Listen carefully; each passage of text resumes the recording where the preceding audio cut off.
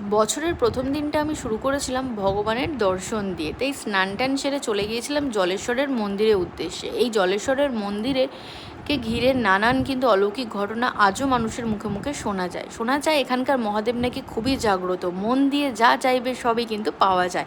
দুধের মতো সাদা ছিল মহাদেবের মন্দিরটি, আর সেরকম অপরূপ সৌন্দর্য ছিল মহাদেবও। এখানে প্রচণ্ড লাইন ছিল। যারা মনে করছো যে ডন্ডি কাটবে, মানসিক করবে, তারা কিন্তু সহজেই এই মন্দিরে কিন্তু করতে পারো। এখানে প্রচুর ভিড় ছিল, তাই আমিও লাইন দিয়ে পুজোটা সেরে নিলাম। তারপরে পুরো মন্দির প্রাঙ্গণটা ভালো করে ঘুরে দেখলাম। অনেক মেলা বসেছিল। শোনা যায় এখানে নাকি নীল পুজোর দিন মহাদেবকে জল থেকে নাকি তোলা হয়, আবার নীল পুজোর দুদিন রেখে তারপরে কিন্তু মহাদেবকে আবার জলের মধ্যে কিন্তু দিয়ে দেওয়া হয়, আবার নেক্সট ইয়ার নাকি তোলা হয়। আমার তো ভীষণ ভালো লেগেছে। তোমাদের কেমন লাগলো জলেশ্বর মন্দিরটা আমাকে কিন্তু জানাতে ভুলবে না। দেখা হচ্ছে তোমাদের সাথে নেক্সট ভিডিওতে।